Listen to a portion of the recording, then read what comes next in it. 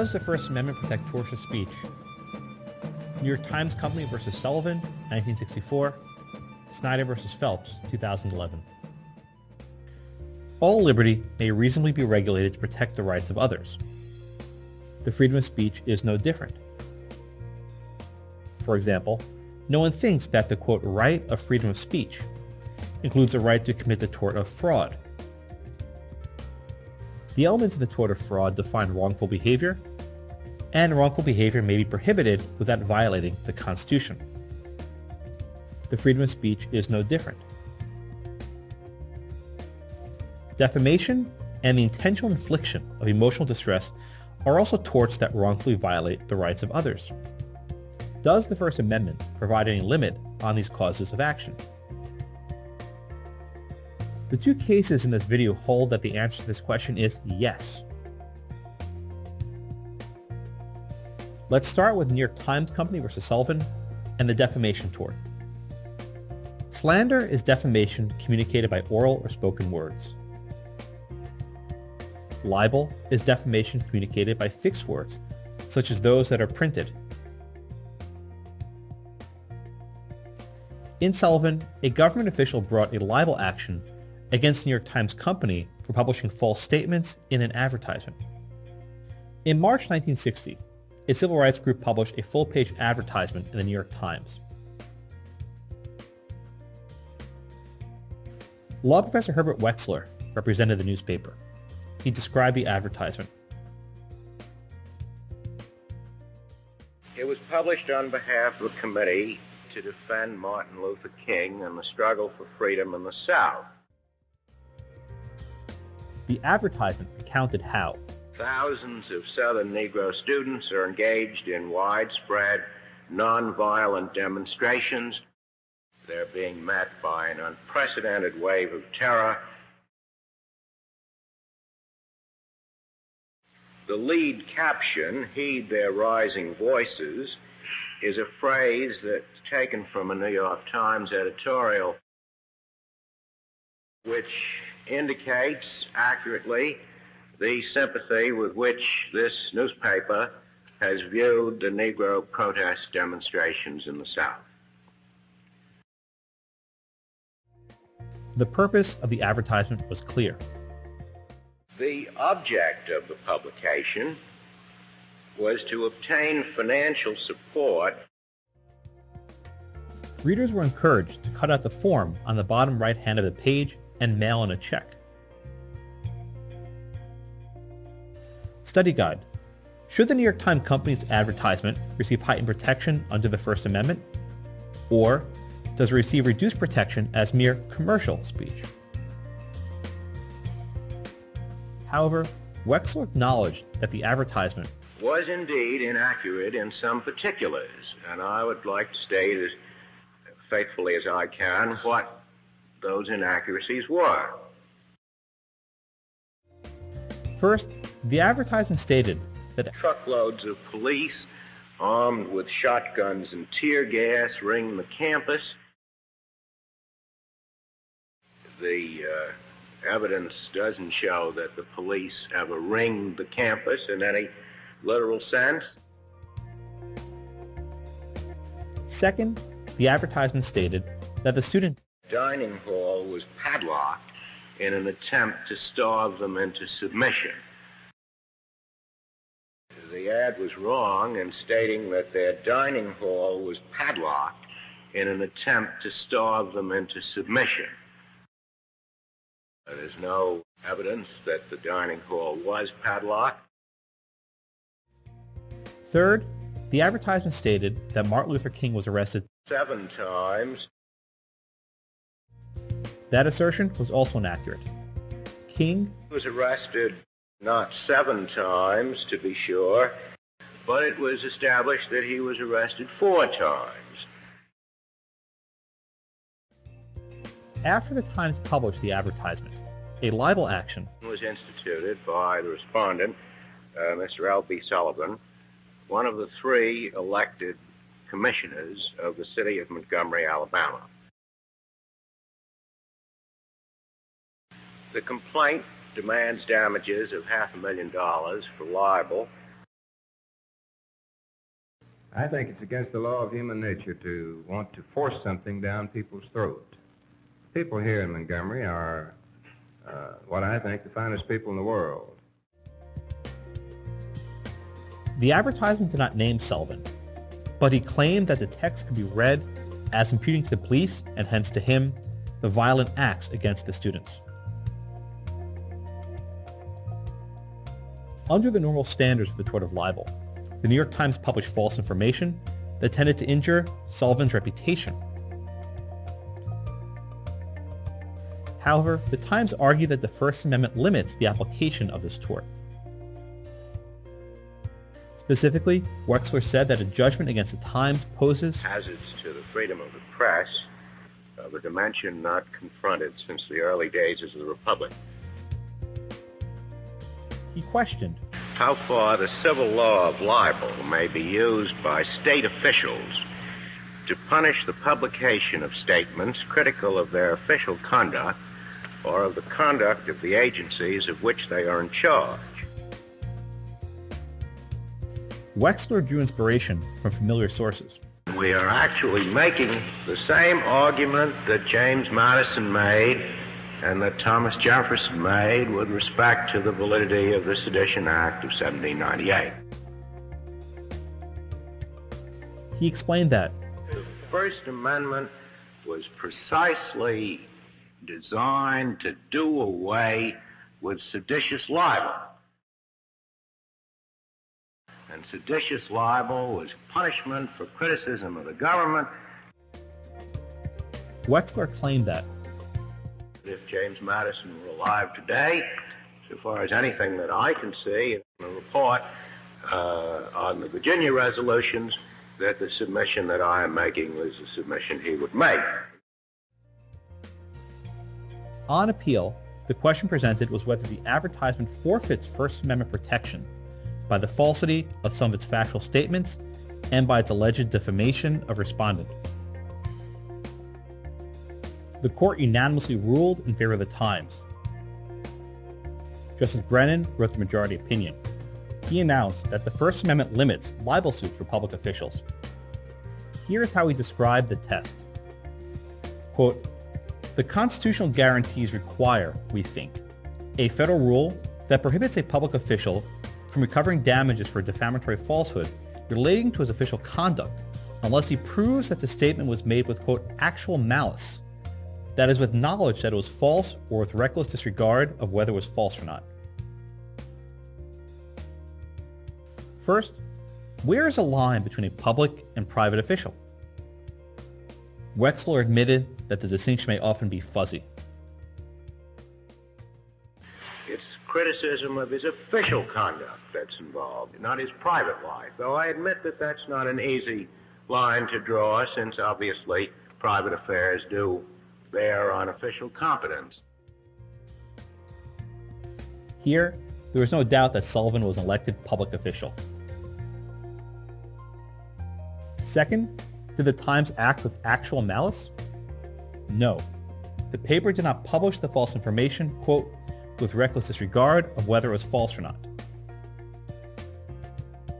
The errors were perhaps negligent, but were not made with, quote, actual malice. Therefore, Sullivan could not sue the New York Times for libel. Study guide. Under the state action doctrine, constitutional rights are only violated by governmental acts. What was the state action in New York Times versus Sullivan? In a decade after Sullivan, the court extended the actual malice standard to defamation suits brought by public figures, in addition to those brought by public officials. The Supreme Court has defined public figures as persons who do not work for the government, but who are, quote, nevertheless intimately involved in the resolution of important public questions or by reason of their fame, shape events in areas of concern to society at large. However, the actual malice standard does not extend to defamation suits brought by private individuals. Let's now consider another type of wrongful act, the tort of intentional infliction of emotional distress, or IIED. Chief Justice Roberts described the facts of Snyder versus Phelps. The members of the Westboro Baptist Church believe that God hates and punishes the United States for, among other things, its tolerance of homosexuality, particularly in America's military. He explained that the church has chosen to communicate these views by picketing at military funerals and has frequently done so for the past 20 years. Fred Phelps, who founded the church, and 6 Westboro Baptist parishioners, all of whom happen to be related to Phelps, traveled to Maryland to picket the funeral of Marine Lance Corporal Matthew Snyder, who was killed in Iraq in the line of duty.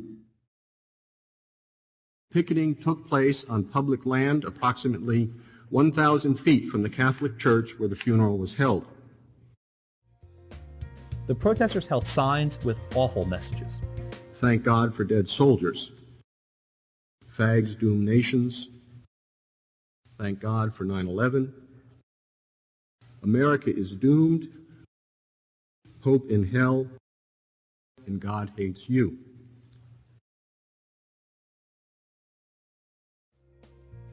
Matthew Snyder's father did not see the signs during the funeral. He only learned about their presence while watching the evening news. Snyder sued Westboro for intentional infliction of emotional distress, a tort under state law. After the trial. A jury held Westboro liable for several $1 million in compensatory and punitive damages. On appeal, Westboro challenged the verdict on the ground that the First Amendment fully protected its speech. Let me put that in some colloquial street talk. You hurt my feelings. The First Amendment says you don't get $11 million. The court ruled for Westboro by an 8-1 vote. Chief Justice Roberts wrote the majority opinion.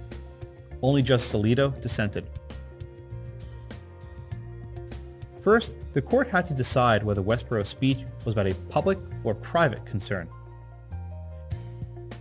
Chief Justice Roberts concluded that the content of Westboro's signs plainly relates to broad issues of interest to society at large. He explained that the political and moral conduct of the United States and its citizens, the fate of our nation, homosexuality in the military, and scandals involving the Catholic clergy are matters of public import. In dissent, Justice Alito countered that some of the signs were directed at Matthew Snyder.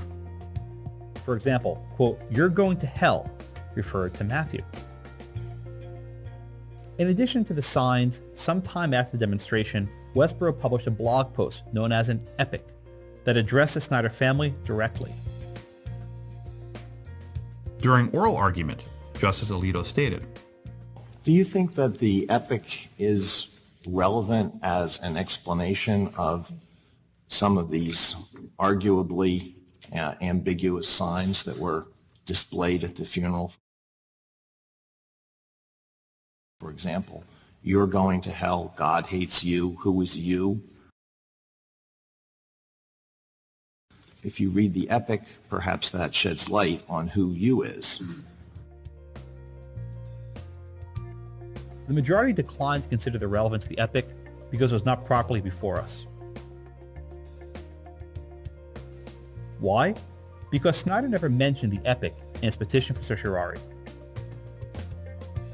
In this way, the majority limited its ruling to Westboro's conduct at the demonstration. The court did not resolve whether the sort of message communicated on the internet by the epic could give rise to IIED liability. With respect to the signs at the demonstration, which were part of the case, Chief Justice Roberts observed that even if a few of Westboro's signs were viewed as containing messages related to Matthew Snyder or the Snyders specifically, that would not change the fact that the overall thrust and dominant theme of the church's demonstration spoke to broader public issues. By limiting the facts in this way, Chief Justice Roberts made the case easier to decide than perhaps it was.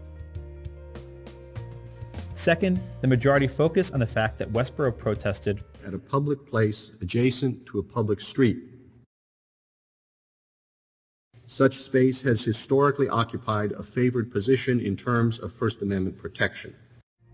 Moreover, The picketing was conducted under police supervision, some 1,000 feet from the church, out of the sight of those at the church. The protest was not unruly. There was no shouting, profanity, or violence. third, the majority observed that, quote, any distress occasioned by Westboro's picketing turned on the content and viewpoint of the message conveyed, rather than any interference with the funeral itself. The court concluded, quote, given that Westboro's speech was at a public place on a matter of public concern, that speech is entitled to special protection under the First Amendment. Such speech cannot be restricted simply because it is upsetting or arouses contempt. Chief Justice Roberts cited Texas v. Johnson, which reversed a conviction for flag burning. If there is a bedrock principle underlying the First Amendment, it is that the government may not prohibit the expression of an idea simply because society finds the idea itself offensive or disagreeable. Justice Alito wrote a solo dissent, quote, our profound national commitment to free and open debate is not a license for the vicious verbal assault that occurred in this case. Petitioner Albert Snyder is not a public figure. According to Justice Alito, quote, in this case, respondents brutally attacked Matthew Snyder, and this attack, which was almost certain to inflict injury, was central to respondents' well-practiced strategy for attracting public attention. Justice Alito acknowledged that most of Westboro's speech was about matters of public concern. However, that fact should not decide the case. He explained, quote, I fail to see why actionable speech should be immunized simply because it is interspersed with speech that is protected. He added, quote, the First Amendment allows recovery for defamatory statements that are interspersed with non-defamatory statements on matters of public concern, and there's no good reason why respondents' attack on Matthew Snyder and his family should be treated differently. The majority disagreed. Speech is powerful. It can stir people to action, move them to tears of both joy and sorrow, and, as it did here, inflict great pain. On the facts before us, we cannot react to that pain by punishing the speaker. As a nation, we have chosen a different course to protect even hurtful speech on public issues, to ensure that we do not stifle public debate. That choice requires that we shield Westboro from tort liability for its picketing in this case. Study Guide. Do the dignitary torts of defamation and intentional infliction of emotional distress implicate the First Amendment in ways that fraud does not? Hint. Who was the communication directed at in Sullivan? In Snyder, what was the subject of the communication?